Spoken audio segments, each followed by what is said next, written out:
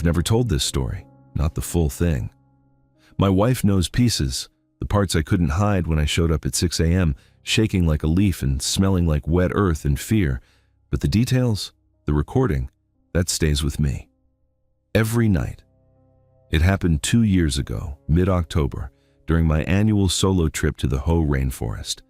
I'd been doing it for 4 years straight. Same trail, same clearing, same ritual. 3 days of no email, no Slack notifications, no goddamn Zoom calls. Just me, my MSR Hubba Hubba, a Benchmade bug-out knife, and the sound of rain on nylon. I thought I knew that forest. I thought I was safe. Now I sleep with a white noise machine and check the locks 3 times. The parking lot at the Hoh River trailhead was empty when I pulled in around 4 p.m. My Subaru Outback crunched over wet gravel, and I killed the engine, sitting there for a minute, listening to the silence. Real silence. The kind you forget exists when you live in Seattle and your apartment hums with refrigerator compressors and neighbors' TVs. I grabbed my pack, Osprey Atmos 65, loaded to about 40 pounds, and locked the car, 3 miles to my spot. Easy hike, even in the drizzle. The trail was slick with mud and fallen hemlock needles, and the moss hung off the big leaf maples like wet green beards. Everything smelled like rotten life at the same time. I loved that smell. Loved. By 5:30, I'd reached the clearing. Same one as always. A flat patch of earth about 20 feet from a small creek, surrounded by ancient Sitka spruce and one massive old-growth cedar about 40 yards east. Gnarled, hollowed out at the base, probably 500 years old if it was a day. I'd nicknamed it Grandfather the first year, back when I still thought naming trees was charming instead of stupid. I set up camp methodically. Tent staked, rainfly taut, sleeping pad inflated, bag unrolled. I gathered damp wood from under a fallen log, one of the tricks you learn, and had a small fire going by 6:45 as the light bled out of the sky. The rain had stopped, leaving everything dripping and heavy. I remember thinking, this is perfect. This is why I come here. I was so fucking naive. Around 7:30, I boiled water on my MSR pocket rocket and rehydrated a bag of Mountain House beef stroganoff. Gourmet shit. I ate it sitting on a log by the fire, watching the flames pop and hiss. The forest was alive with night sounds, owls somewhere distant, the creek gurgling, branches creaking. Normal sounds.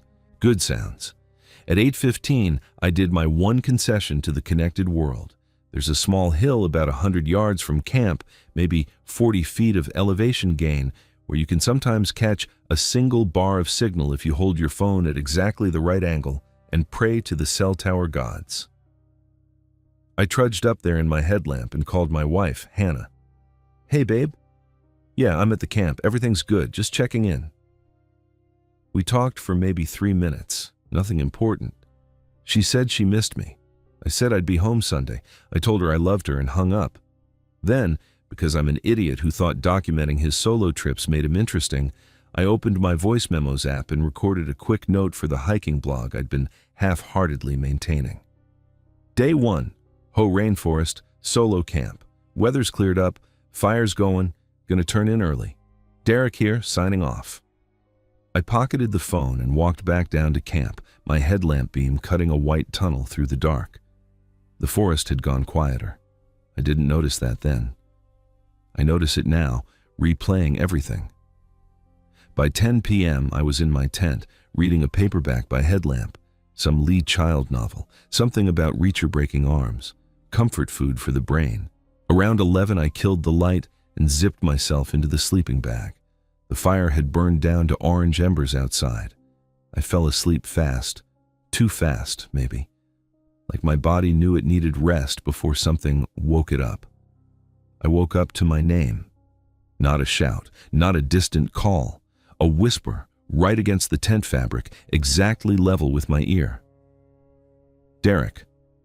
Just that. My name. Spoken like someone's lips were pressed against the rainfly, their breath, if there was breath, separated from my face by 2 millimeters of ripstop nylon. I didn't move, didn't breathe. Every hair on my body stood up at once, like someone had dragged a static-charged balloon across my skin. My eyes were open, staring at the gray fabric 6 inches from my face, but I couldn't see anything. Too dark. My heart was slamming against my ribs so hard I could hear it in my ears. It's the wind, I thought. The wind through the trees. It sounded like a word. It happens. Then again. Derek, are you awake? The voice was wrong, not distorted, not demonic, just wrong in a way I couldn't place. Too close, too clear. The wind doesn't form consonants. The wind doesn't pause between words like it's waiting for an answer. I was frozen, completely, utterly frozen. I've read about fight or flight. Nobody talks about the third option, play dead and hope it goes away. My right hand crept toward the knife I keep clipped inside the tent pocket, Benchmade bug out, 3-inch blade. My fingers closed around the handle.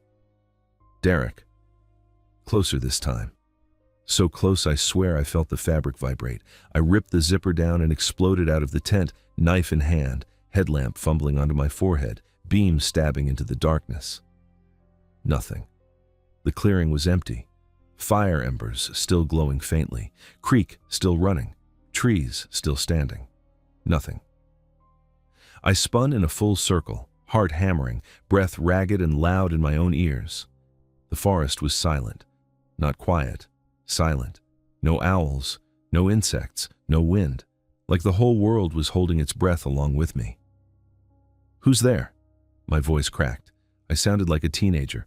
I have a knife. I'm not fucking around. Nothing. I stood there for what felt like 10 minutes, scanning the tree line, my light sweeping back and forth. Then I looked down.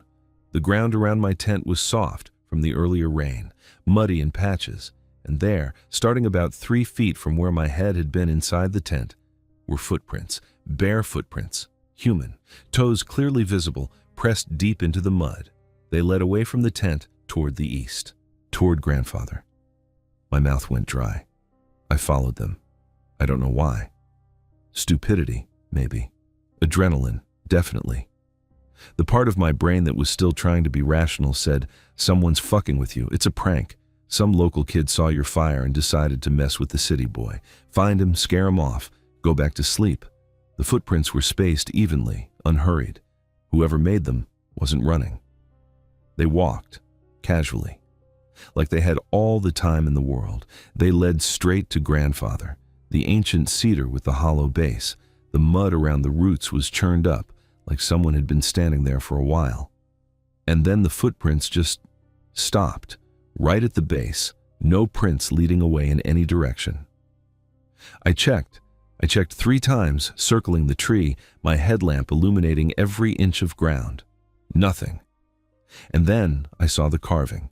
It was on the trunk at eye level, facing the camp. Fresh.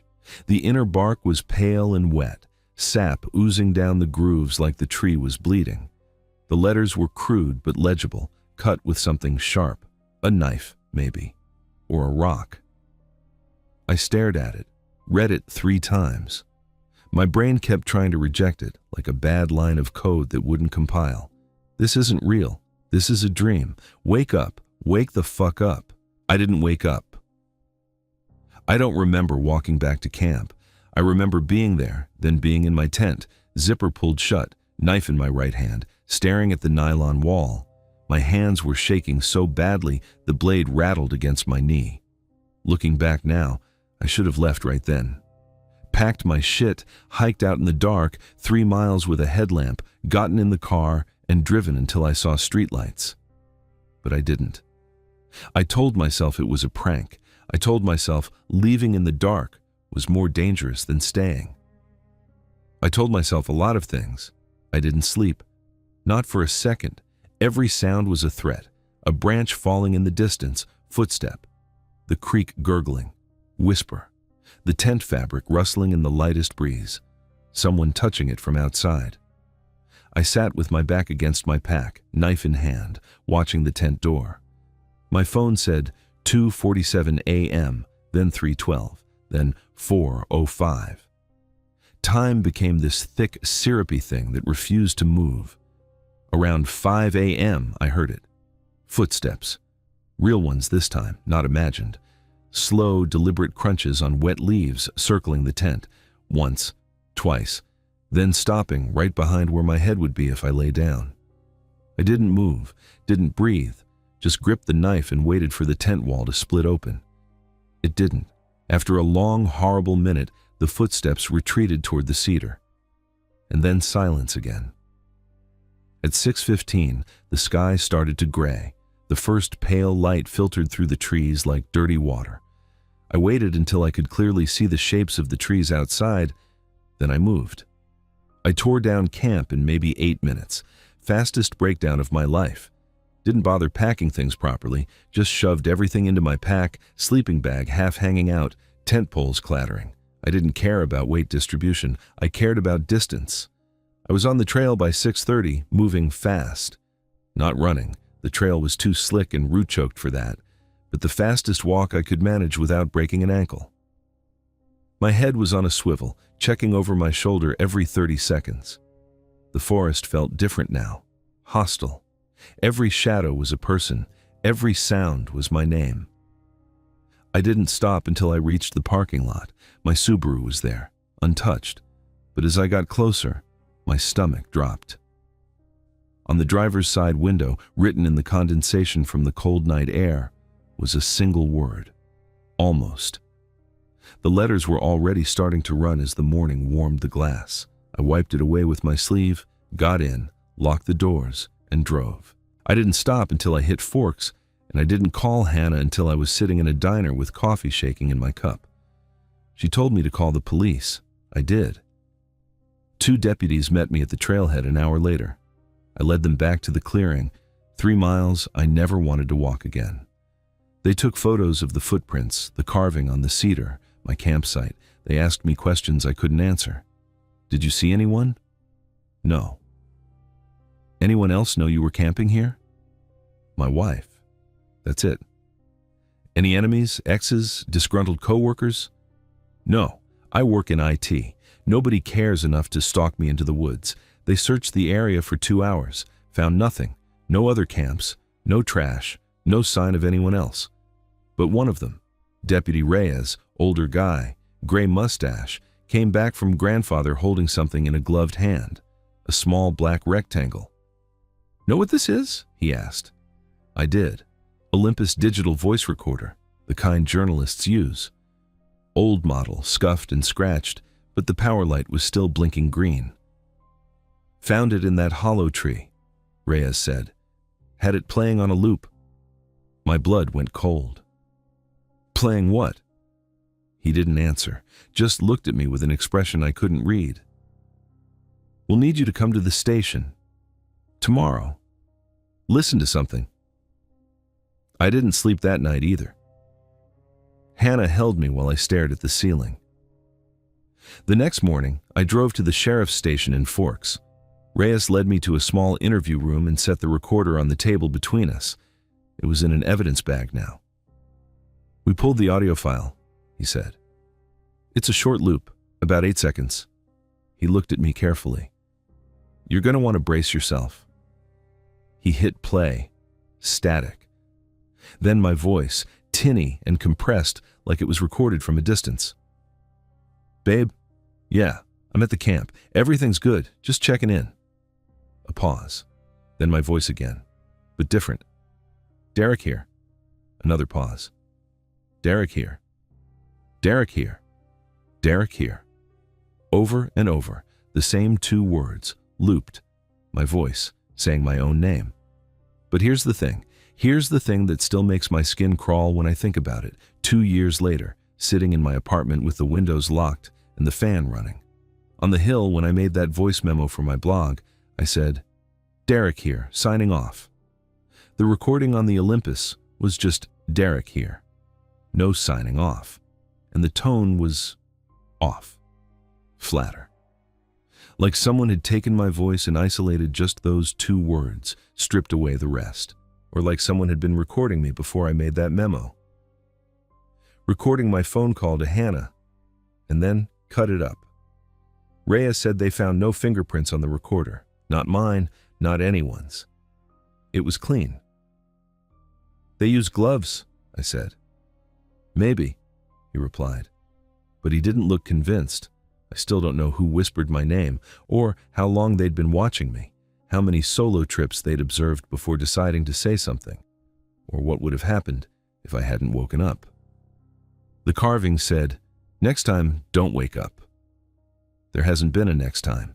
I sold all my gear on eBay. I moved out of our house with the big backyard and into a 12th floor apartment downtown. I haven't set foot in a forest since. I can't even walk through Discovery Park without my heart racing. Sometimes, late at night, when the white noise machine glitches or the fan rattles in just the right way, I hear it. Derek. Just my name. Soft. Close. I tell myself it's my imagination, but I keep the knife in my nightstand anyway, and I always sleep with the lights on. I still don't know what it was, but I know one thing for certain. I was never alone out there, and I haven't felt alone since.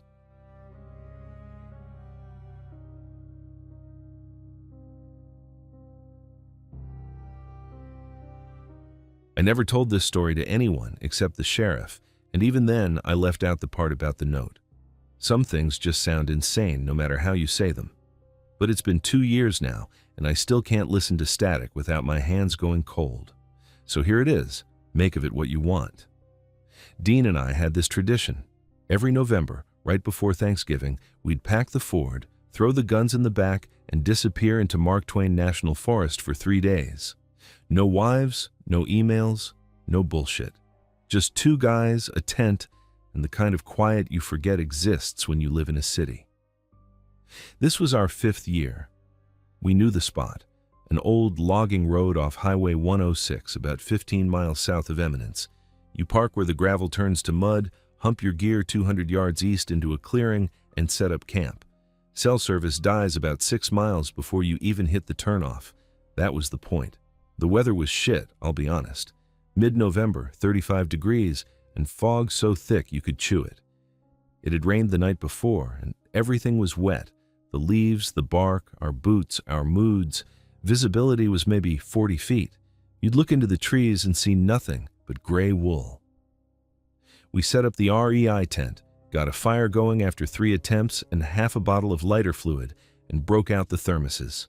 Dean had his Remington 870 slung over his shoulder like he was posing for a catalog. I had my Mossberg 500. We weren't expecting trouble. We just liked having them.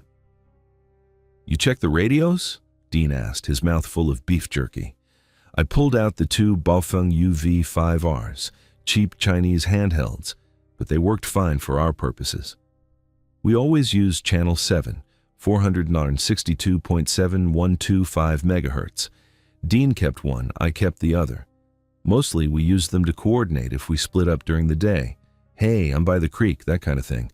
At night we just left them on for the hell of it, volume low, a little white noise while we bullshitted. I keyed the mic. Testing, asshole. Dean's radio crackled 2 feet away. Loud and clear, dumbass. Normal. Everything was normal. The first few hours were good, the kind of good that makes you forget why you ever live in a place with traffic lights. We talked about Dean's new job, foreman on some commercial build, constant headaches with subcontractors. I bitched about the server migration I'd been dealing with. We told the same old stories we always told. The time Dean shot a decoy, thinking it was a real turkey. The time I fell into a creek in February and had to hike 2 miles soaked to the bone. The fog pressed in around us, but the fire pushed it back just enough. It felt like we were in a little bubble of light and warmth, and everything outside that bubble didn't exist. Dean was laughing about something. I don't even remember what, and I remember thinking, this is it. This is why we do this. Then Dean's radio crackled. Not static, a voice. "You hear me?" Dean picked it up, frowning. "Probably some other hunter. Range on these things is crap, but fog can bounce signals weird." He keyed the mic. "Yeah, we hear you. Who's this?" A pause. The fire popped. "Turn left. Walk straight." Dean looked at me. I shrugged. "Maybe someone's lost. Ask where they are." "Hey buddy, you lost? Where you at?" The voice came back. Same tone, flat, like a GPS with a pulse. "You hear me? Turn left. Walk straight." Dean snorted and tossed the radio onto his sleeping bag. Probably some trucker with a linear amplifier bouncing off the ionosphere or whatever. You know how that works, right, Mr. IT? I nodded slowly. Sporadic E propagation. Yeah, it happens. But I didn't believe it. The voice was too clear, too close, and it didn't sound like a trucker. It sounded like someone reading instructions off a script. No accent, no emotion, just words. I told myself I was being paranoid. Fog plays tricks on your head, always has. Around 9:30, Dean was poking the fire with a stick, and I was half asleep in my chair when the radio crackled again. "Turn left, walk straight." Dean grabbed it. "All right, asshole. This is getting old. We're switching channels." He spun the dial to channel 14. "There. Happy?" For about 30 seconds, nothing. Dean grinned at me. "See? Probably some idiot with a You hear me?" Dean's grin vanished. The voice was on channel 14. I sat up straight. My mouth went dry. That's not possible. Channel 14 is 467.7125. That's a completely different frequency. If he was just blasting wideband, we'd hear distortion. This is clean. Dean was already spinning the dial again. Channel 3, Channel 9, Channel 21. The voice followed. "Turn left, walk straight. Turn left, walk straight." Dean's hand was shaking. I could see it in the firelight. He keyed the mic and shouted into it, not calmly, not like a man asking a question, like a man scared out of his goddamn mind. "Who is this? Who the fuck is this? Answer me!" Silence, the longest 5 seconds of my life. Then the voice came back, same flat tone, same dead calm. "I'm the one who sees you." I have never felt cold like that. It wasn't the air temperature. It was something inside me, something deep in my chest, like my heart had been replaced with a block of ice. The hair on my arms stood up. My fingers went numb around the Mossberg stock. Dean threw his radio onto the ground. "Turn it off. Turn yours off, too." I fumbled for the power button on mine. My thumb slipped twice before I got it. The little screen went dark. The silence that followed was worse than the voice. Neither of us slept.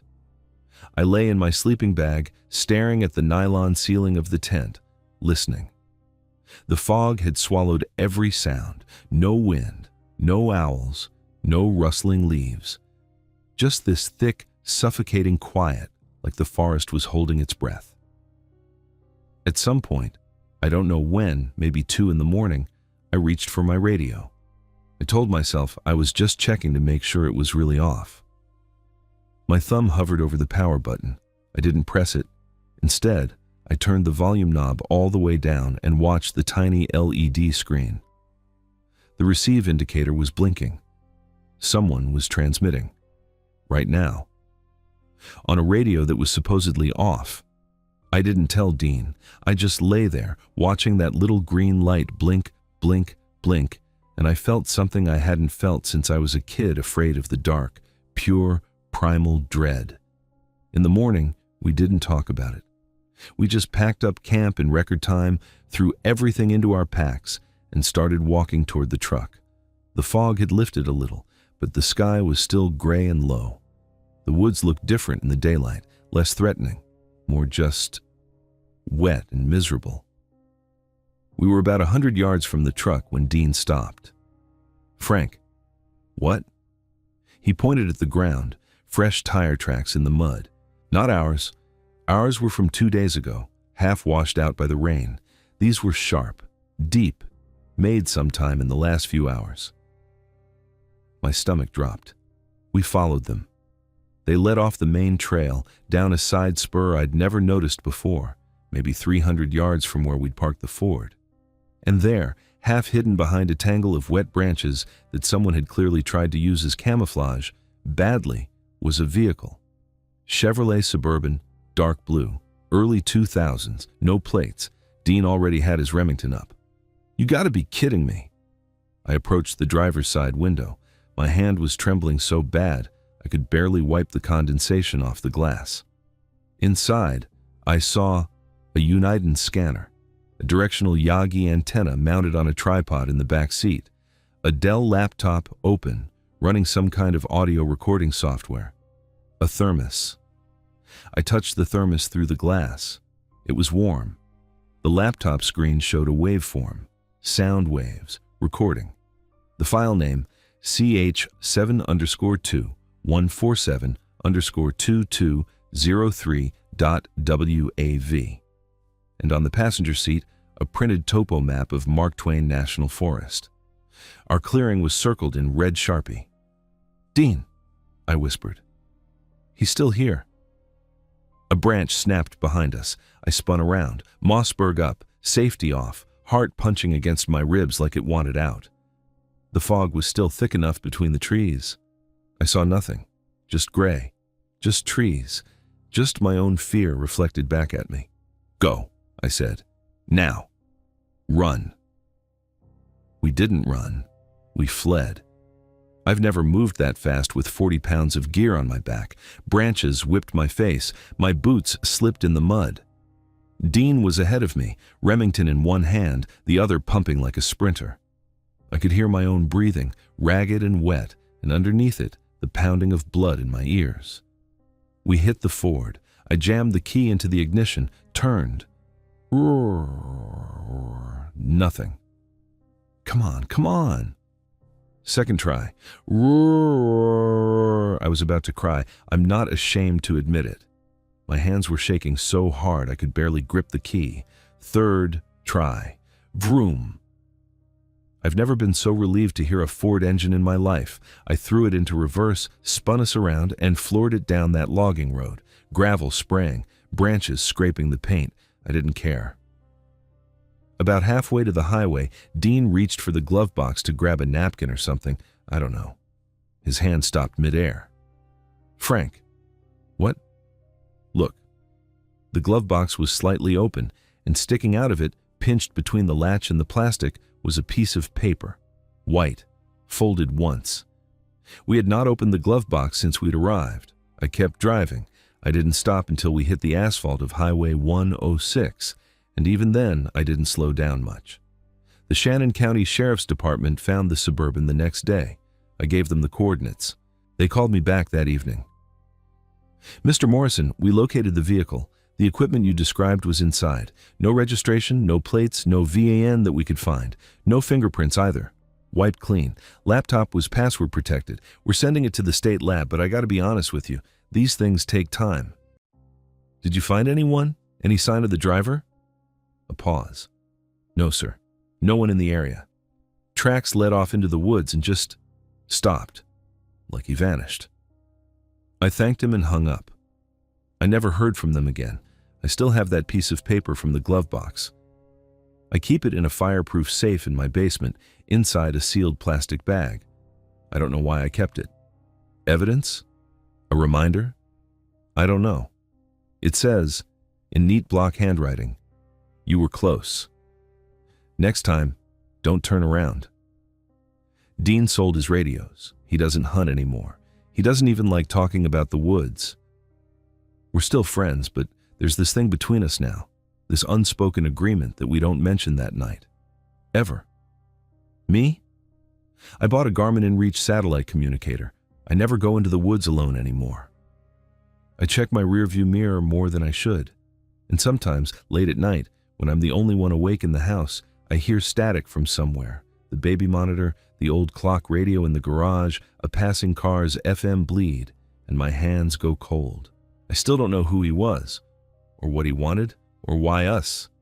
The police never found him. And the worst part? The part that keeps me up at night, staring at the ceiling, listening to my wife breathe, I never figured out how that piece of paper got into my glove box. We never opened it, not once.